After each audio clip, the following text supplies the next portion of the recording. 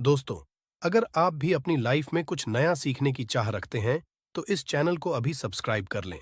दोस्तों, आप सभी को निर्जला एकादशी व्रत की बहुत सारी हार्दिक बधाई एवं अनंत शुभकामनाएं। आप सभी के जीवन में लक्ष्मी नारायण की कृपा से आप सभी को सभी प्रकार के सुख और समृद्धि की प्राप्ति हो। हिंदू धर्म में निर्जला एकादशी के व्रत को सबसे बड़ा माना जाता है। शास्त्र अनुसार निर्जला एकादशी का व्रत करने और इसकी व्रत कथा को सुनने से मनुष्य के सभी पाप नष्ट हो जाते हैं और सभी मनोकामना की पूर्ति होती है। आज के इस वीडियो में हम आपको निर्जला एकादशी की दो पौराणिक सत्य कथा कथाएं और एकादशी के दिन जरूर सुनी जाने वाली बैंके बिहारी की कथा सुनाएंगे। आप सभी प्रिय भक्तगण बड़े ही प्रसन्न चित्र, श्रद्धा भाव मन सेम कथाओं का श्रवण अवश्य ही कीजिएगा। ज्येष्ठ मास के शुक्ल पक्ष की एकादशी निर्जला दशी के नाम से जानी जाती है। अन्य महीनों की एकादशी को फलाहार किया जाता है, परंतु जैसा कि इस एकादशी के नाम से स्पष्ट है, इसमें फल तो क्या जल भी ग्रहण नहीं किया जाता है।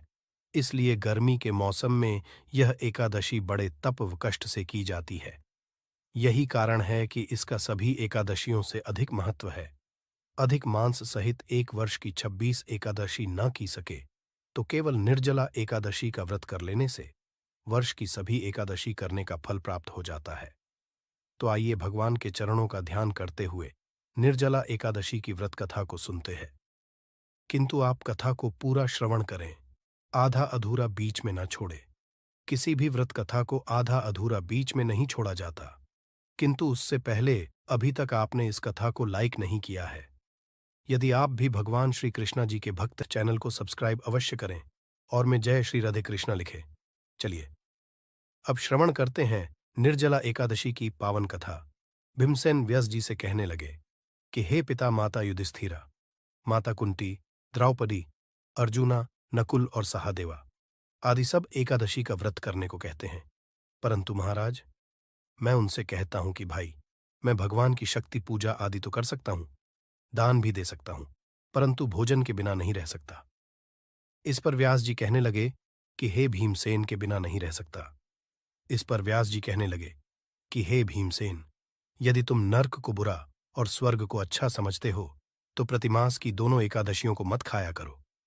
भीम कहने लगे कि हे पितामह, मैं तो पहले ही कह चुका हूं कि मैं भूख सहन नहीं कर सकता।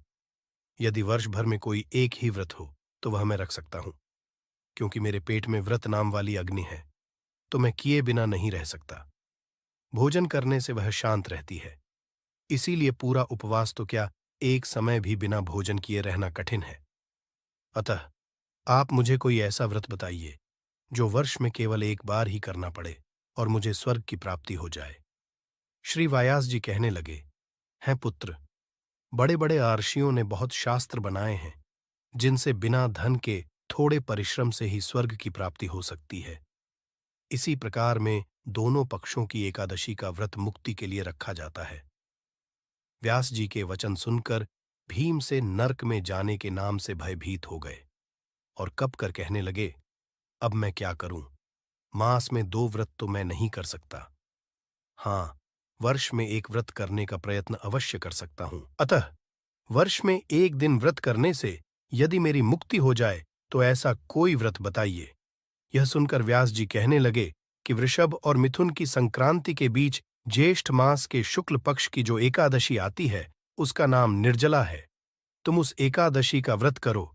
इस एकादशी के व्रत में स्नान और आचमन के सिवा जल वर्जित है। आचमन में 6 माह से अधिक जल नहीं होना चाहिए, अन्यथा मतपान के सदृश्य हो जाता है। इस दिन भोजन नहीं करना चाहिए, क्योंकि भोजन करने से व्रत नष्ट हो जाता है। यदि एकादशी को सूर्योदय से लेकर द्वादशी के सूर्योदय तक जल ग्रहण न करें तो उसे सारी एकादशी के व्रत का फल प्राप्त होता है। द्वादशी को सूर्योदय से पहले उठकर स्नान आदि करके ब्राह्मणों को दान आदि देना चाहिए। इसके पश्चात भूखे और उचित ब्राह्मण को भोजन कराकर फिर आप भोजन कर लेना चाहिए। इसका फल पूरे एक वर्ष की संपूर्ण एकादशियों के बराबर होता है। व्यास जी कहने लगे, हे भीमसेन, यह मुझको स्वयं भगवान ने बताया है।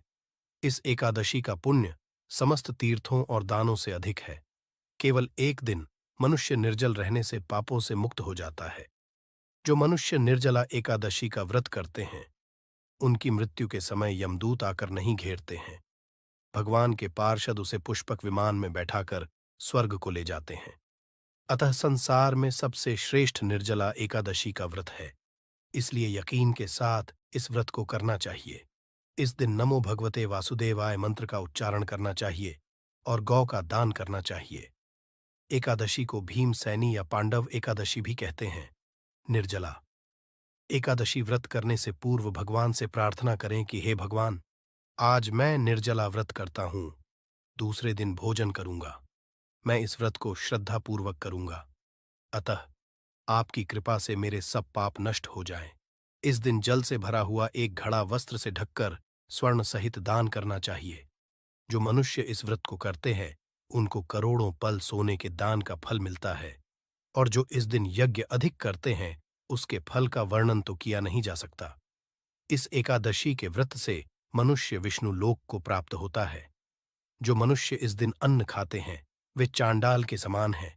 वे अंत में नरकवासी हो जाते हैं। जिसने निर्जला एकादशी का व्रत किया है, वह चाहे ब्रह्म हत्यारा हो, मद्यपान करता हो, चोरी की हो या गुरु के साथ द्वेष किया हो, मगर इस व्रत के प्रभाव से स्वर्ग जाता ही है।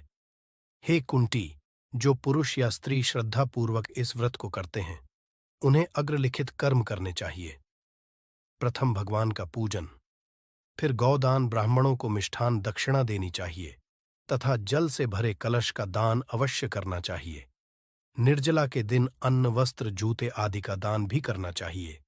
जो मनुष्य भक्तिपूर्वक इस कथा को पढ़ते या सुनते हैं, उन्हें निश्चय ही स्वर्ग की प्राप्ति होती है। इस कथा को सुनने से अपार धन संपत्ति और सुख सौभाग्य की प्राप्ति होती है। तो आइए श्री लक्ष्मी नारायण जी के चरणों का ध्यान करते हुए इस कथा को सुनते हैं। एक समय की बात है, किसी गांव में एक जाट रहता था। उसकी नई नई शादी हुई थी। शादी होने के बाद वह व्यक्ति पहली बार अपनी पत्नी को लेने अपनी ससुराल जा रहा था। वह युवक नए नए और सुंदर वस्त्र पहनकर अपनी ससुराल को जाने के लिए चल पड़ा। रास्ते में उसने देखा, एक गाय बहुत प्यासी है और अपनी प्यास बुझाने लिए एक तालाब में पानी पीने के लिए जाती है। ज्येष्ठ के महीने की गर्मी में प्यास से व्याकुल गाय उस तालाब में जल पीकर अपनी प्यास तो मिटा लेती है, किंतु उस तालाब से बाहर नहीं निकल पाती है। वह कई बार प्रयास करती है, किंतु उस तालाब से निकल नहीं पाती है। फिर वह गाय उस जाट को देखती है और कहती है, हे मुसाफिर, मुझे इस दलदल से बाहर निकाल दो। जाट बोला, नहीं, मैं तुम्हें नहीं निकाल सकता। तुम्हें निकालने से नए नए और सुंदर वस्त्र खराब हो जाएंगे। मैं अपनी पत्नी को लेने पहली बार अपनी ससुराल जा रहा हूं। तब गाय बोली कि हे मूर्ख, आज निर्जला एकादशी है और आज के दिन यदि तुम मुझे इस तालाब से निकालोगे तो तुम्हें असीम पुण्य की प्राप्ति होगी। मैं तुम्हें ऐसा आशीर्वाद दूंगी जिससे तुम्हारी 7 पीढ़ियां कर जाएंगी। नाराज होकर गाय बोली, यदि तुम मुझे बाहर नहीं निकाल लोगे तो मैं तुम्हें श्राप दे दूंगी। गाय की ना मानने से गाय क्रोधित हो गई और गाय ने कहा, जा तू अब से 8 पहर बाद गधा बन जाएगा। ऐसा सुनकर वह जाट डर गया और गाय से माफी मांगने लगा, किंतु तब तक बहुत देर हो चुकी थी और वह गाय तालाब में डूब चुकी थी। ऐसा देखकर वह जाट बहुत पछताने लगा। दुखी मन से वह अपनी ससुराल गया। ससुराल में उसे देखकर सब बहुत प्रसन्न हुए, किंतु जाट जैसे ही वहां पहुंचा, वह अपनी को लेकर तुरंत जाने की जिद करने लगा। सभी ससुराल वालों ने उससे कहा, इतनी जल्दी क्यों जा रहे हो? अभी थोड़ा रुक कर जाओ। तब जाट ने गाय के श्राप वाली बात उन सभी से बता दी और अपनी पत्नी को लेकर तुरंत ही वहां से चल दिया और अपने घर पहुंच गया। जैसे ही 8 पहर व्यतीत हुए, वह जाट गद्दा बन गया। यह देखकर उसकी पत्नी बहुत दुखी हुई और कई दिन इसी प्रकार व्यतीत हो गए। फिर घर में अन्न धन की कमी होने लगी। तब वह गधा अपनी पत्नी से बोला कि तुम मुझे साथ में ले चलकर मजदूरी करने चलो।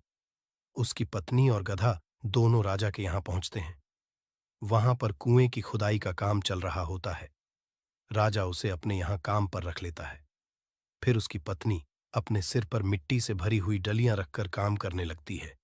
यह देखकर वहां काम कर रहे अन्य मजदूर उस स्त्री से कहते हैं कि बहन, जब तुम्हारे पास गधा है तो तुम मिट्टी अपने सर पर कर क्यों ढो रही हो? वह उनसे कुछ नहीं कहती है।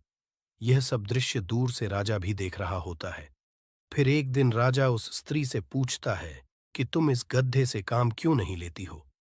तब स्त्री कहती है कि हे महाराज, यह गड्ढा नहीं है, यह मेरे पति हैं। एक गाय के श्राप के कारण यह गड्ढा बन गए हैं। फिर उस स्त्री ने पूरी कहानी राजा को बताई।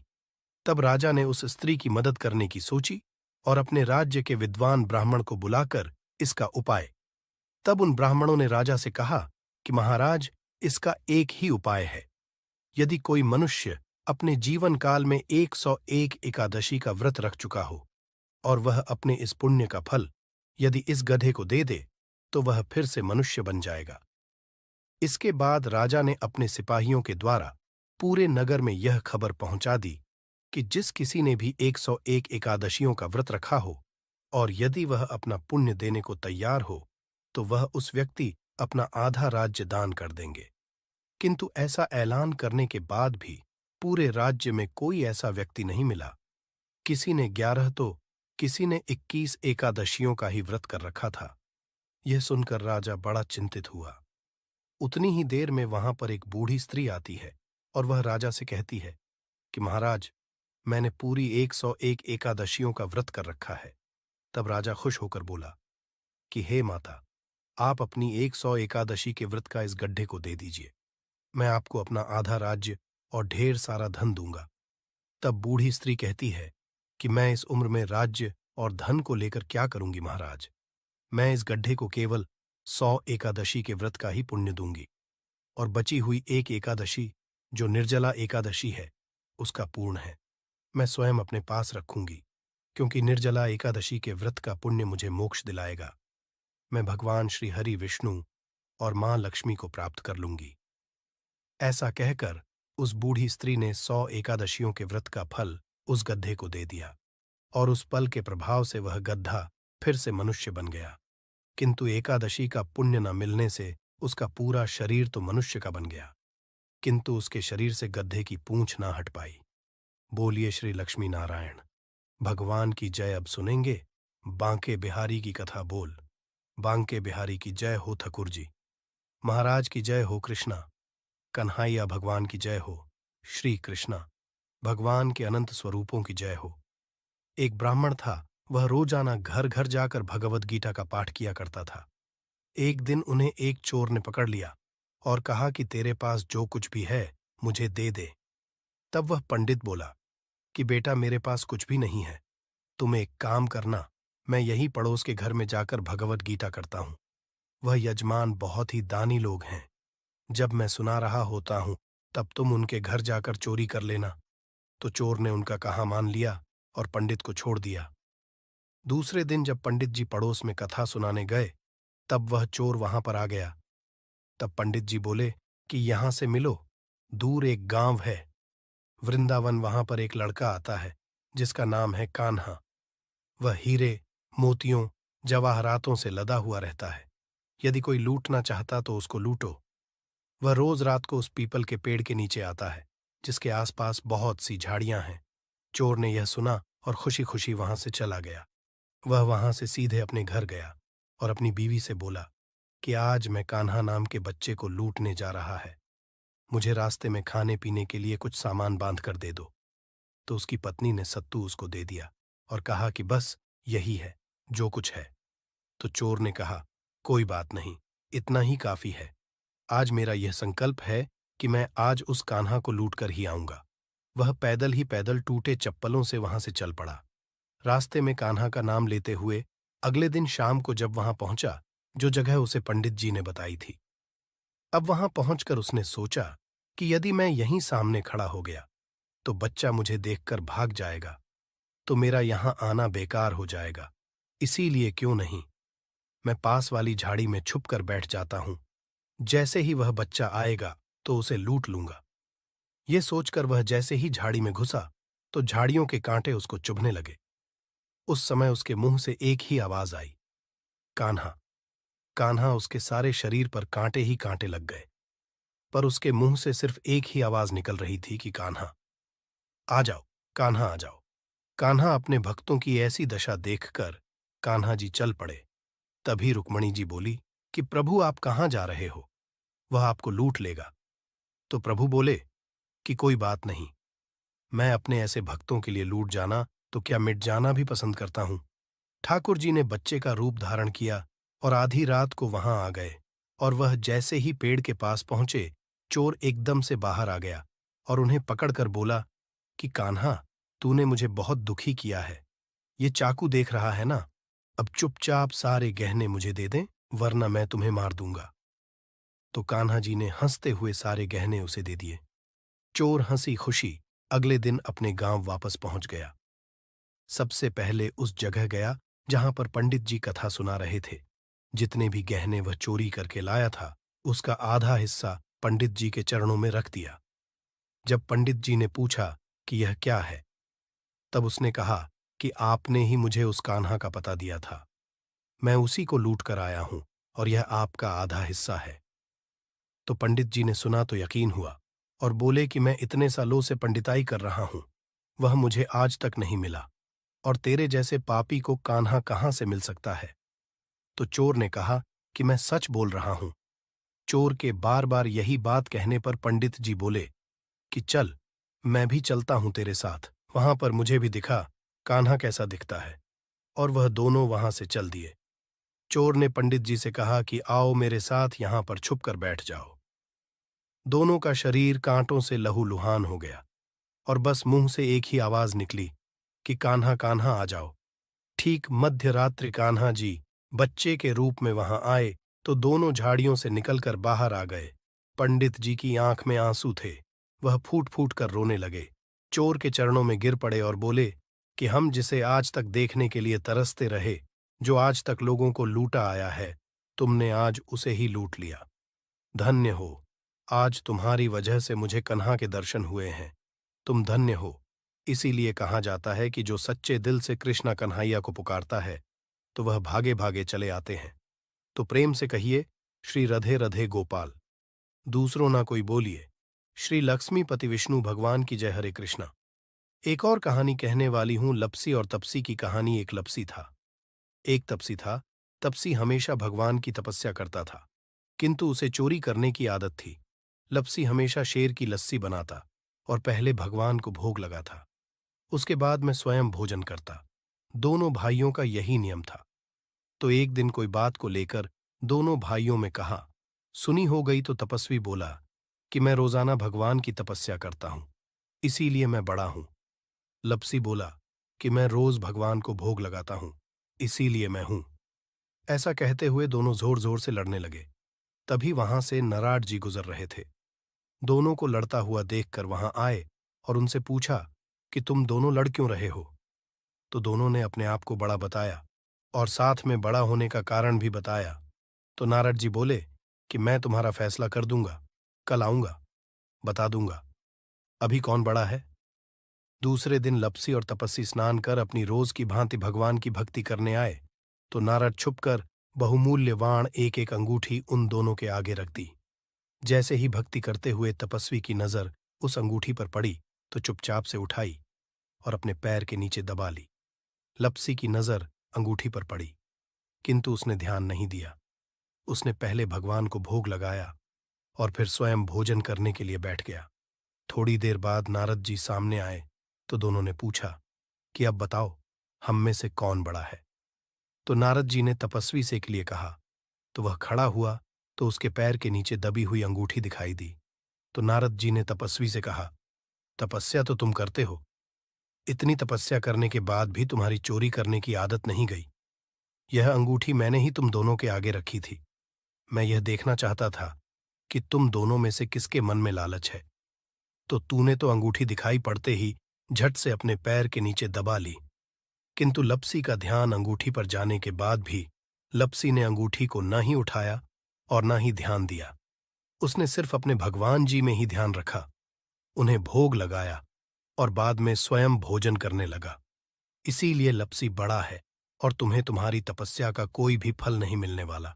जितनी चाहे मर्जी तुम तपस्या कर लो, तुम्हें इसका कोई भी फल नहीं मिलेगा। तो तपस्वी को यह सुनकर बहुत ही दुख हुआ और वह शर्मिंदा होकर नारद जी से माफी मांगने लगा।